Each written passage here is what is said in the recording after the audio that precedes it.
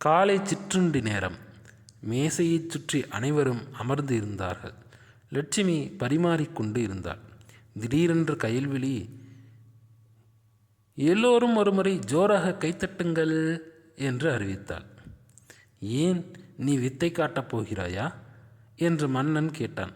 முதலில் கைத்தட்டுங்கள் என்றாள் கயல்விழி. ஒய் ஹே என்ற விசிலடித்து கொண்டே மன்னன் கைத்தட்டினான். அவனைத் தொடர்ந்து அங்கமுத்து, சுப்பிரமணியம், கண்ணன் ஆகியவர்களும் மெல்ல கைத்தட்டினார்கள். கைத்தட்டல் ஓய்ந்ததும் கயல்விழி பேசினாள். இதனால் சகலமான பெயர்களுக்கும் அறிவிக்கப்படுவது என்னவென்றால், டும் டும் டும் டும் டும். இப்பொழுது மாண்புமிகு அம்மா அவர்கள் ஒரு முக்கிய விஷயம் அறிவிக்கப் போகிறார்கள். டும் டும் டும் டும் டும் என்று அவள் முரசு அறைந்தாள். எல்லோர் கழுத்தும் அங்கமுத்துவின் பக்கம் திரும்பியது. அவள் பெருமிதத்துடன் புன்னகைத்து கொண்டே, நமது வீட்டுக்கு 2வது மருமகள் வரப்போகிறாள் என்று கூறினாள். சொச்சோ, பாவம் என்று அனுதாபப்பட்ட மன்னன், அந்த அபாக்கியசாலி யாரம்மா என்று விசாரித்தான். அவள் பாக்கியசாலி, வைர வியாபாரி வைரவனின் மகள் என்று அங்கமுத்து கம்பீரமாகச் சொன்னாள். இந்த பேச்சை காதில் வாங்கிக் கொள்ளாதது போல லட்சுமி பரிமாறும் வேலையில் ஈடுபட்டு கொண்டிருந்தாள். நமக்கு தொடர்பு இல்லாத விஷயம் என்பது போல சுப்பிரமணியமும் கண்ணனும் சாப்பிடத் தொடங்கிவிட்டார்கள்.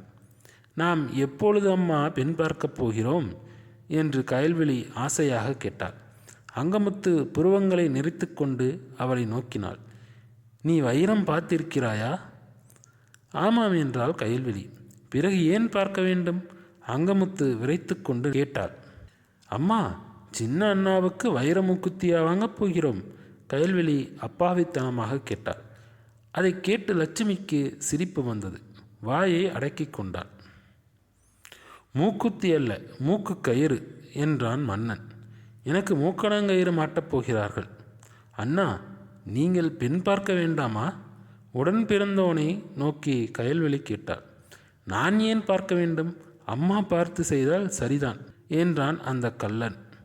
அங்கமுத்து பூரித்து போனாள். அவன் என் மகன் என்று மகிழ்ந்தாள். அம்மா, பெரிய அண்ணாவுக்கு மட்டும் 6 மாதமாக நீ 1000 பெண் பார்த்தீர்கள் என்றாள் கயல்விழி. அங்கமுத்து அலட்சியமாக, ஊர் பேர் தெரியாதவள் என்றால் போய் பார்க்கத்தான் வேண்டும் என்றாள். லட்சுமி தலையை நிமிர்த்தி மாமியாரை பார்த்தாள்.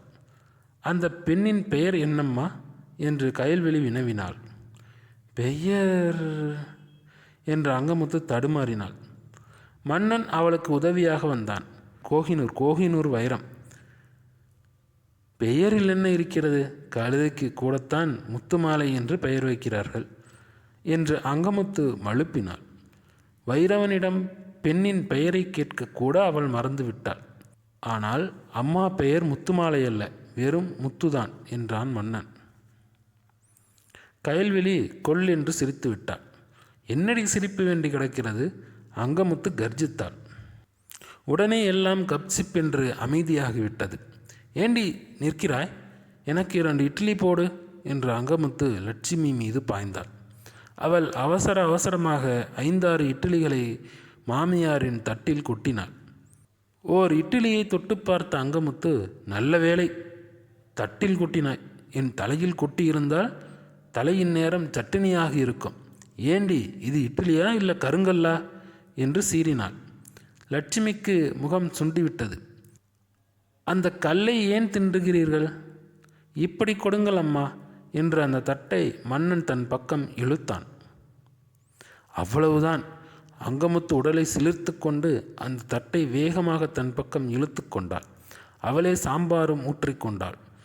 பார்க்கடலில் திருமால் பள்ளி கொண்டது போல சாம்பாரில் இட்லி மிதந்து கொண்டிருந்தது. தட்டை காலி செய்த பிறகுதான் அங்கமுத்து வாயை திறந்தாள். ஏண்டா மன்னா, முகூர்த்த நாள் வைத்து விடலாமா? எனக்கு ஆட்சேபனை இல்லை அம்மா, ஆனால் என்றான் மன்னன். அதற்குள் கயல்விழி குறுக்கிட்டு, அண்ணா, பெண்ணை பார்க்க வேண்டாமா என்றாள். வேண்டாம் என்றான் மன்னன். பெரிய இடத்து பெண், மாப்பிள்ளையை பார்க்க வேண்டும் என்பார்கள். என்னை பார்த்தால் போய் கடிதம் எழுதுகிறோம் என்று சொல்லிவிடுவார்கள். உனக்கு என்னடா சிங்கம் மாதிரி இருக்கின்றாய்? என்றாள் அங்கமுத்து. சிங்கனுக்கு சிங்கிதான் வர வேண்டும் என்ற மன்னன் எழுந்து நின்றான். அங்கமுத்துவை நோக்கி கையை நீட்டி நாடகபாணியில், அம்மா, உங்களை எச்சரிக்கின்றேன் என்றான். அங்கமுத்து கொஞ்சம் பயந்துதான் போனாள். என்னடா சொல்லுகிறாய்? அம்மா, அவள் பெரிய இடத்து பெண். பெரிய இடத்து பெண் என்றால் மாமியார் தலையில் மிளகாய் அரைப்பாள். உங்களுக்கு சம்மதமா? மன்னன் குரலை உயர்த்தி கொண்டு மேடை பேச்சாளன் போல மூக்கினால் பேசினான். ஏழை பெண் என்றால் அடக்க ஒடுக்கமாக என் கைக்கு அடங்கியிருப்பாள் என்று எல்லோரும் சொன்னீர்கள். ஆனால் என்ன ஆயிற்று? ஒரே வாய், எதை எடுத்தாலும் எதிர்த்து பேசுகிறாள் என்று அங்கமுத்து புலம்பினாள். லட்சுமி அதரங்களை கடித்து கொண்டாள். அம்மா, இளைய மருமகள் வந்தால்தான் மூத்த மருமகளின் அருமை புரியும் என்றாள் கயல்விழி. பெரிய மனசி, வாயை மூடுடி என்று அங்கமுத்து அவளை அடக்கினாள். வைர வியாபாரி வைரவன் மகள்தான் என் இரண்டாவது மருமகள் என்று இறுதியாக அறிவித்தாள். உங்கள் தலையெழுத்து அப்படி இருந்தால் மாற்றவா முடியும் என்றான் மன்னன். அம்மாவை ஆதரிப்பவர்கள் எல்லோரும் கை தூக்குங்கள் என்று சொல்லிக்கொண்டே கயல்விழி கையை தூக்கினாள். சுப்பிரமணியம், கண்ணன், மன்னன் மூவரும் கை தூக்கினார்கள். லட்சுமிக்கு அந்த வீட்டில் ஓட்டு உரிமை இல்லை. நீங்களும் அம்மா பக்கம் சேர்ந்து விட்டீர்களா என்று மன்னனை நோக்கி கயல்விழி வியப்புடன் வினவினாள். திருமணமாகப் போகிறதல்லவா, இனி நானும் வெறும் கை காட்டி மரம்தான் என்றான் மன்னன். சாப்பாட்டை முடித்துக்கொண்டு கூடத்தில் வந்து அமர்ந்தாள் அங்கமுத்து. ஒரு நல்ல நாள் பார்த்து வைர வியாபாரி வைரவன் வீட்டுக்கு போய் நிச்சயம் பண்ணி கொண்டு வந்துவிட வேண்டும் என்று கணவனிடம் அங்கமுத்து சொன்னாள். மற்ற விஷயங்கள் எல்லாம் அவர் அரைகுறையாக கேட்டார். எல்லாம் நான் பேசி முடித்து விட்டேன் என்றாள் அங்கமுத்து. அப்பொழுது லட்சுமியின் பெற்றோரான சண்முகமும் சுந்தரவடிவும் வந்தார்கள். அவர்களை பார்த்ததும், வாருங்கள் மாமா, வாருங்கள், வாருங்கள் அத்தை என்று மன்னன் வாய் நிறைய வரவேற்றான். தாயை பார்த்த கன்று போல அப்பா என்று அவர்களை நோக்கி துள்ளி ஓட லட்சுமி முயற்சித்தாள். அங்கமுத்து குதிரை போல கனைத்தாள். போன வேகத்தில் லட்சுமி பின்வாங்கினாள். அவர்கள் அருகில் வந்ததும், உட்காருங்கள் மாமா, உட்காருங்கள் அத்தை என்று கயல்விழி அன்பு ஒழுக கூறினாள். லட்சுமி எப்படி இருக்கின்றாள் என்று பார்த்துவிட்டு போக வந்தோம் என்றாள் சுந்தரவடிவு. அதற்குள் சண்முகம், லட்சுமி நன்றாக இருக்கிறாயா அம்மா என்று பாசத்துடன் கேட்டாள். மகள் தேய்ந்து விட்டாளா என்று பார்க்க வந்தீர்களாக்கும். பார்த்து கொள்ளுங்கள், சிரித்துக்கொண்டே பேசுவது போல அங்கமுத்து குத்தலாக சொன்னாள். செருப்பு என்றால் இந்நேரம் தேய்ந்து போயிருக்கும் என்றான் மன்னன். மாடாக உழைத்து ஓடாக தேய்கிறாளாக்கும் என்று அங்கமுத்து இடக்காகச் சொன்னாள். சம்பந்தியம்மா, அவள் ஓடாக தேய்ந்தாலும் நாங்கள் கவலைப்பட மாட்டோம். ஏனென்றால் அவள் இப்பொழுது உங்கள் பெண் என்றாள் சுந்தரவடிவு. அவள் வீட்டு பெண்ணா? மாட்டு பெண் தானே, மாடாகத்தான் உழைக்க வேண்டும் என்றார் சண்முகம்.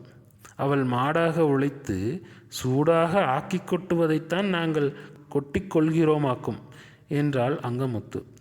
அம்மா, உங்களுக்கு காப்பியே ஒரு அண்டா வைக்க வேண்டுமே என்றாள் கயல்விழி. உன் நாக்கு அறுப்பேண்டியே என்று அங்கமுத்து கர்ஜித்தாள்.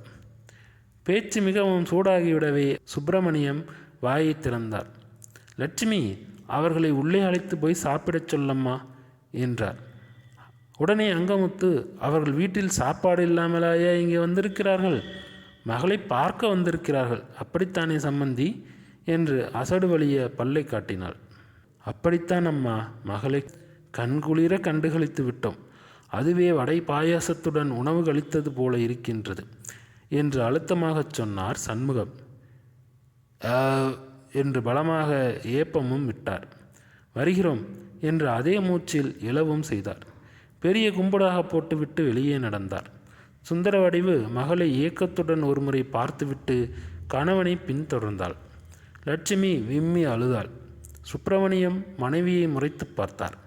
அங்கமுத்து அலட்சியமாக முகத்தை திருப்பிக் கொண்டார். அந்த ஊமை நாடகத்தை கவனித்த மன்னன், அது பனங்காட்டு நரி என்றான். வெளியில் சண்முகமும் சுந்தர வடிவும் வாசலில் இருந்து இறங்கிக் கொண்டு இருந்தார்கள். அப்பொழுது வைரவன் காரில் வந்து இறங்கினார்.